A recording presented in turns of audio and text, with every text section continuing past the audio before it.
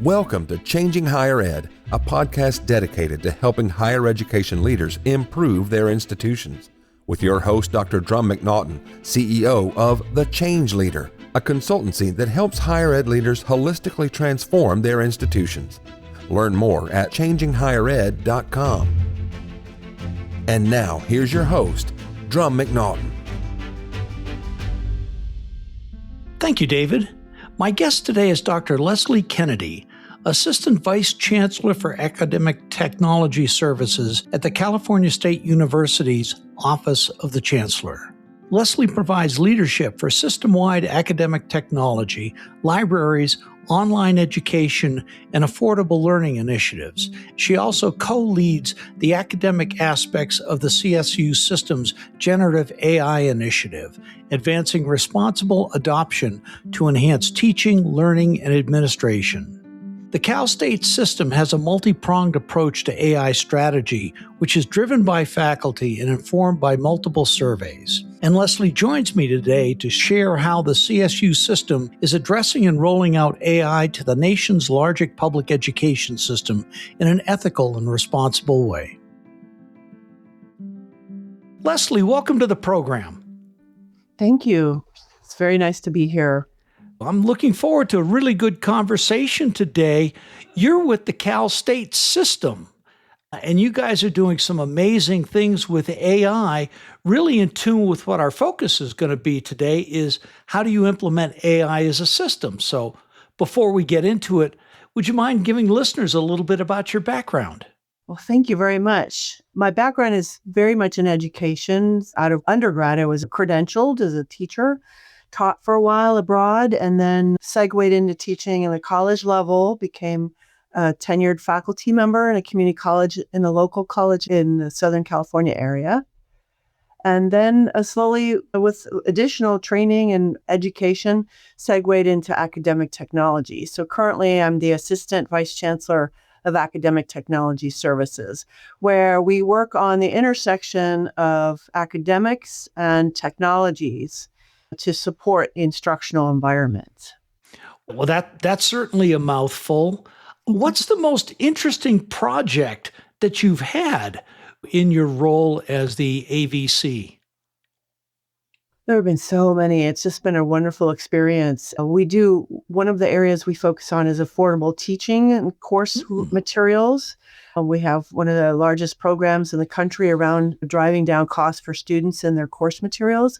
And then this AI project that we're working on now has been a fascinating journey and lots of learning paths intersecting there, but also growing, watching a system grow through a transformative time, which was something that I focused on in my dissertation was the adoption of technologies from the instructional side and the whole Rogers adoption level curve that talks about the mainstream versus the both ends of a adoption curve being incredibly innovative or not interested at all. And that's definitely happening right now in our transformative and innovative time of adopting AI in the instructional environments of CSU.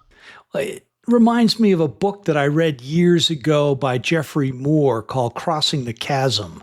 And it was talking about high-tech marketing, riding the wave, etc. When you're talking about the Rogers diagram, and I'm thinking innovative versus non-innovative, I hate to think where most of us in higher ed fall out. Well, the goal is mainstream, and that chasm happens a lot in the images that you see of Rogers curve, adoption and innovation curve, because it is a large leap to get to that mainstream. So, yeah. But we have plenty of faculty who are creative and interested in change and adopting new strategies based on what their students' needs are. So it's an exciting time. It is, especially rolling out AI as you have. Now, the CSU system is the biggest college system in the country, is it not? It's the largest 4-year regional comprehensive university system in the country, correct? Yeah. 22 different campuses, as I recall? Yes, we have 22 universities, very independent, and throughout the state, covering the 800 miles from one end to the other in the states. The idea is to provide as many options for students to attend university as possible, so that there are campuses near large urban areas, but also in the rural areas as well. hmm And the AI initiative, you talked about that as being one of the most interesting. What's the history behind AI at the Cal State system? Well, I would say, based on some conversations with faculty, several have been involved with AI at different levels for quite a while, since AI came out of in the late 50s time period, and then 60s began to grow in different capacities, different areas of focus. So some of our faculty have been involved in various research projects around that, depending on what their discipline is. But in the recent times, we saw that OpenAI released the ChatGPT tool in 2022. So then it became more of a focus for the CSU to consider the adoption of and support of strategies around AI, generative AI, which is now very much a part of many of our worlds, and whether it's our personal lives and or our work lives and or our instructional lives. Well, something I didn't know that you educated me on when we spoke last week was the faculty actually brought a resolution about in 2019 about AI. And obviously, COVID got in the way of a lot of things, including this. But again, in 2023, the resolution was resurrected. Mm-hmm. It started with faculty. Yes, it did start with faculty, very interested in how AI, generative AI, and just access to the tools were going to impact our students, especially in the future when they graduated in their work environments, so that we needed to become more mature in that area and interested in potentially utilizing it in some of the curricula that were being created and or currently were being offered. Then in 23, it was more about encouraging the CSU to even become more involved and to consider an equitable tool that the students can get access to, and a powerful tool that was also protected from the large language models, training the large language models, et cetera. So from that 23 resolution, this is from the statewide Senate, by the way. Mm-hmm. And from that resolution, they also recommended convening a committee, a generative AI, system-wide generative AI committee to address these issues and to think through all the different aspects that are affecting the university, the teaching and learning research environment, the efficiencies area, like such as productivity, HR, IT, all these different areas were being impacted by the fast pace of AI that was growing so much, and so many of the tools and structures that we were using. So we did convene that committee, and in 24, and so we look for representation from the faculty and the students and the staff. And it was led by our system-wide CIO and our Deputy Vice Chancellor of Academic and Student Affairs area, and from the Chancellor's office, but then folks from the campuses were part of this committee. And so through the meetings that took place in the committee, and they created subcommittees, in which I outlined a second ago, teaching, learning, research, productivity, and IT, meaning more procurement in those areas. They came together, and one of the recommendations, they created a report. It's posted on our AI Commons. We have this as a location on our online where we post most activities that are happening in the California State University system. And so that report recommended, one of the many things it recommended was access for all of our users to a private and a robust enterprise level AI, GenAI tool. And so that opens the doors for the next steps in the CSU. So you've got an AI Commons, but you had the reports. You had told me before that San Diego State was doing a lot of work, but you recently just released a report that went out had 94,000 respondents about how AI is being used. I've never heard of a survey with that many people. Yes, we're very fortunate in that we were able to distribute and receive over 94,000 responses to an AI perception survey from all of our campuses and also from the chancellor's office. So we asked, the survey questions were based on a survey that San Diego State had been facilitating since 23. And so then it was expanded for the entire system. And so they can have some longitudinal data, but also that this is the beginning point for the CSU system office. And that data had questions for faculty, staff, and students. And so we have a broad section of responses based on the questions. I think there were 24 criteria or questions on the survey that are now informing us even further. So I'm not sure we can talk about any part of that survey if you're interested. Oh, I definitely am interested. 95% have used AI. When you say 95% of 94,000, we're talking, what, about 90,000 people in the system have used AI? That's pretty impressive. Yeah, considering we've only been doing this, well, now just a year, but we ran the survey at the 9-month time.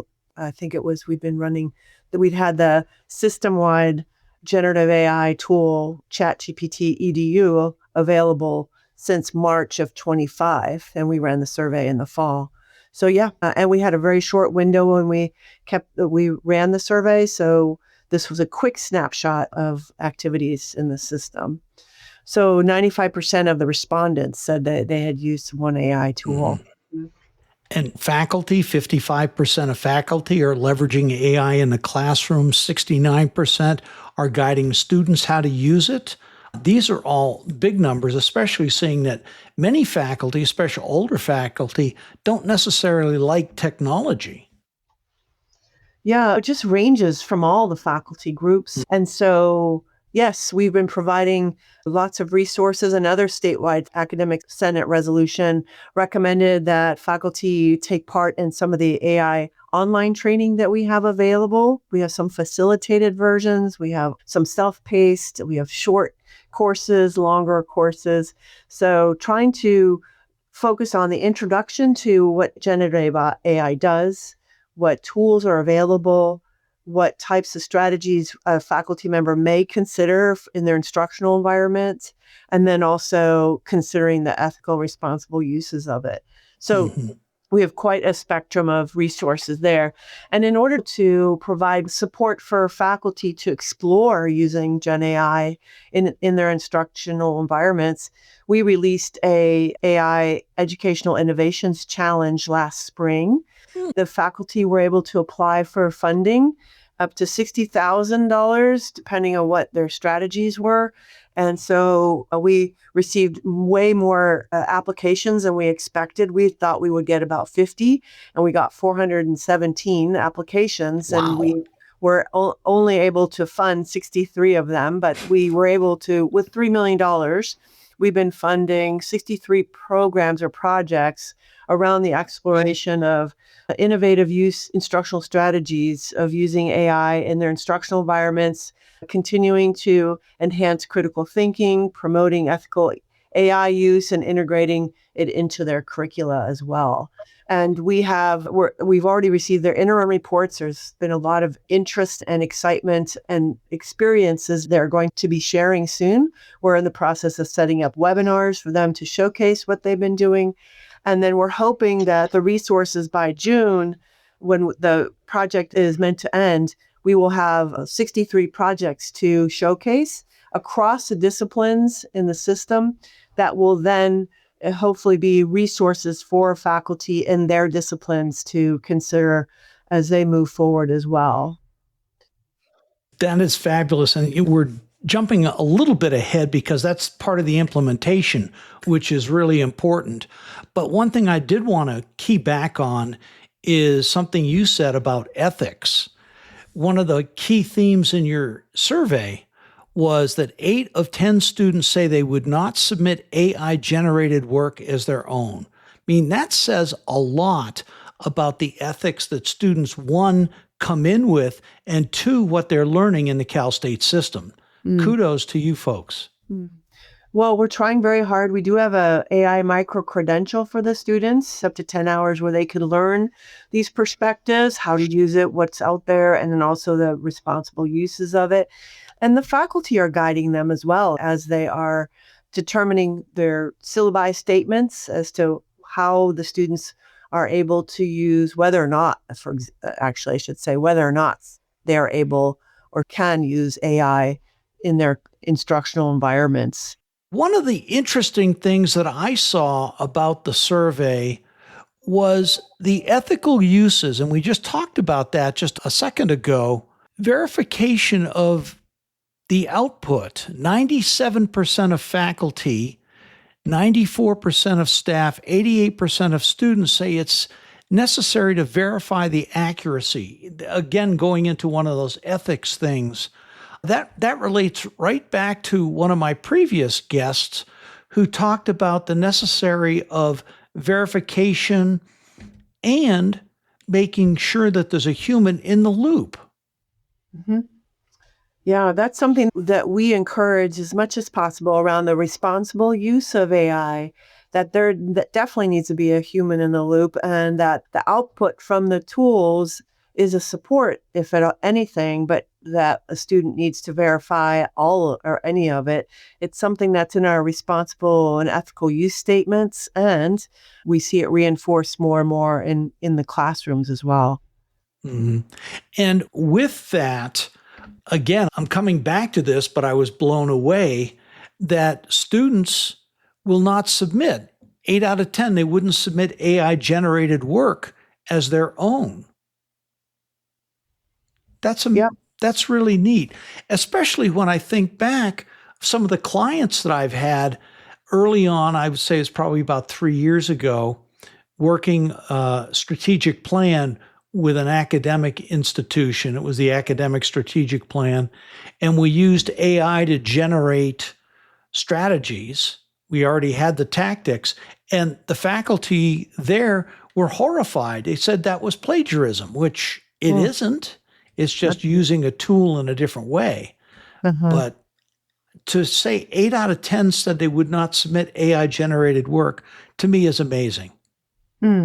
Well, as I said, we're trying very hard to help inform our students, and the faculty are doing that.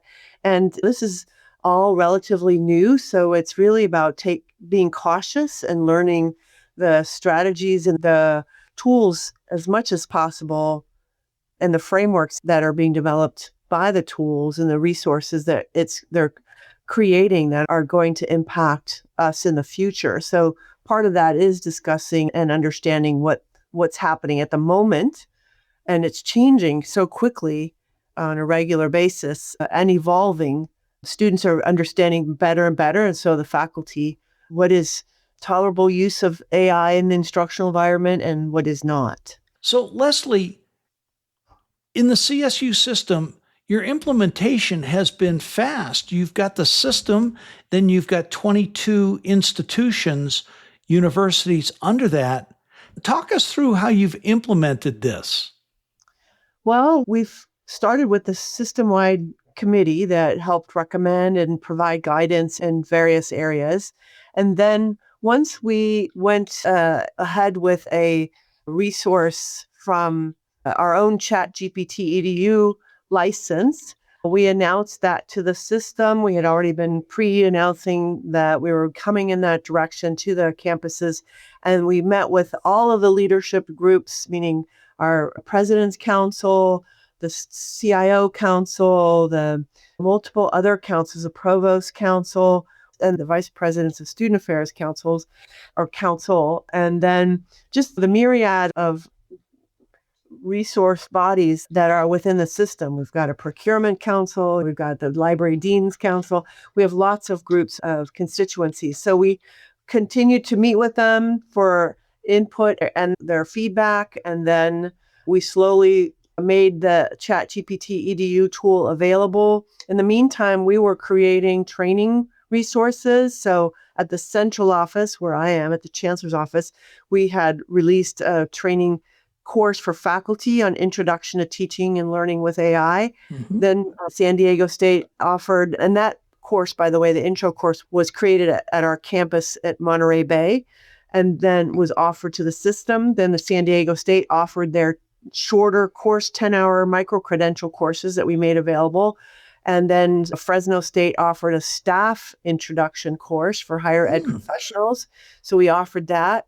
So we've got a myriad of tools that are being made available as the campuses began to ramp up their potential resources within their programs on their campuses. So we've had over 4,000 faculty and or students and or staff taking part in these training courses at the system level. And then the campuses are providing theirs as well. So let's see, the implementation then, the campuses slowly began to provision the ChatGPT Edu tool into their system. They had to make sure single sign-on worked and all those different aspects. So by this fall, of 25, all campuses were live. So currently, we know that, and this was from last week's numbers, about 225,000 accounts have been created in the system, in our ChatGPT system. And so that could be faculty, students, and staff. So it's been a rollout at pace. The campuses chose to roll it out for their campus based on their capabilities and governance requirements and discussions. And so, but by fall of 25, everybody was using our ChatGPT Edu instance. So then there's been other activities around how it's being used, how we can leverage that tool for efficiencies in the HR, procurement, those areas, activities, facilities, et cetera. But a real focus on supporting the students and the faculty as that this is impacting instruction in various ways. Mm-hmm. You've rolled it out. You've been doing fully deployed for a full semester now. Good. If anybody wants to find out more about this, can they go up to your AI Commons and find out this information? Any university? Yes, it's a public website, and it has quite a lot of resources there, from the process that we went through to what's available throughout the system. Our ethical responsible use statements are there, and the training resources are there. And we not only have that aspect of what we have created in the system or are supporting at the system level, my office, but also because we've partnered with many of our technology vendors in a workforce acceleration board, which is quite unique for the CSU. They have also shared their free training resources. And so we have a section on our AI Commons that provides access and windows into Adobe, OpenAI, Microsoft, AWS, IBM, and more as we continue to grow that area of resources that are being made available as well. Yeah, and that website for your listening is GenAI, that's GenAI.calstate.edu. Is that correct? Correct. Mm-hmm.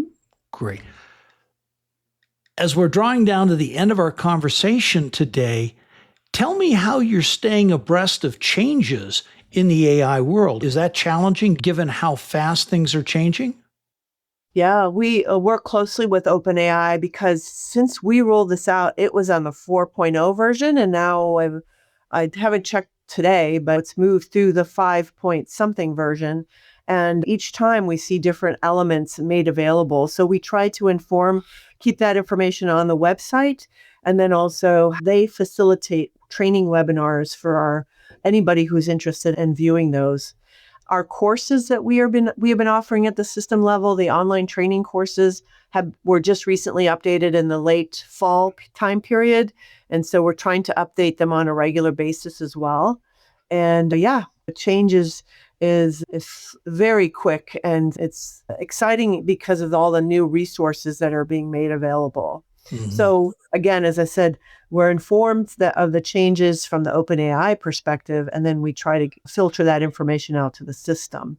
From the teaching and learning side, it's changing quickly as well.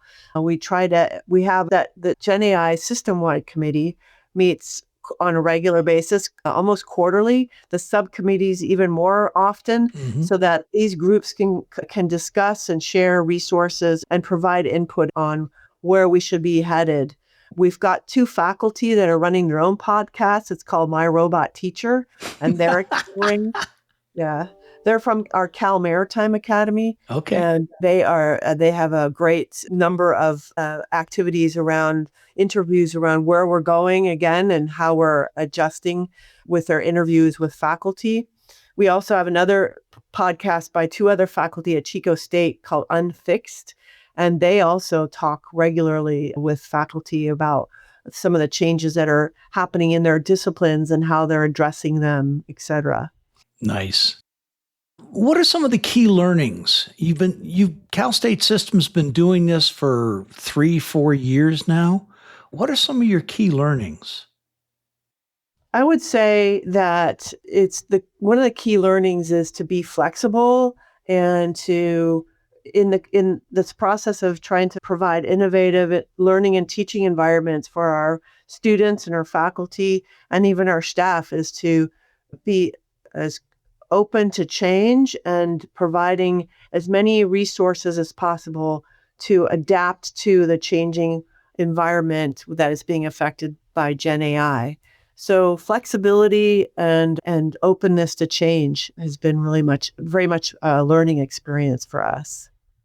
What other learnings have you found out on a system-wide level if there's another system who wants to roll something like this out? That there'll be some hiccups along the way. Really? Communication is vital and sometimes very challenging to filter into the faculty and student ranks. And not as much to staff, but even there. And because of the nature of the university environment, faculty are focused in their areas, plus also are sometimes very busy and not able to take advantage of all the opportunities for training during the semester, and to be aware of the changes that are happening so quickly. So yeah, just communication is in a large system. You can't be redundant enough and share as much information as possible on a regular basis, whether it's through your strategic communications team and also connecting into the campus leadership, and then also the key areas where there might be some interest in the AI tools in whether it's the teacher education group or it's computer science or history or writing. We've been really fortunate that we've been able to distribute additional funding around first-year writing programs, which is an area that's been probably one of the most challenged in regards to using GenAI. Of course. Well, thank you. This has been a fabulous conversation for me. And one of the neat things about doing the podcast is I always get a chance to learn from experts such as yourself. So thank you very much. Well, my pleasure. And thank you very much for being interested in the California State University system rollout. Well, absolutely. As we always do, our last 2 questions. 3 takeaways for system leaders, presidents, and boards. What do you need to do about AI?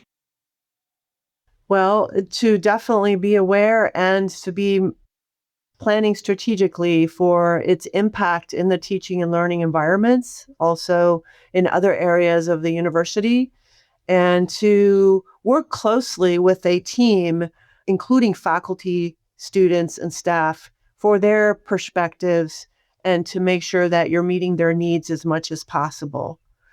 Also having a plan for measuring the success of the program, of the project as well, is really important. And that's something that we're in the process of measuring as we speak. And that's very important to have that ahead of time as well, or at least in process as you roll out an AI initiative at your system. Will those type of things also be up on the AI Commons? Yes, when they're available, they will be. Mm-hmm. Great. That's going to be a great resource for so many schools outside of the Cal State system. So thank you for making that available. What's next for you? What's next for the Cal State system?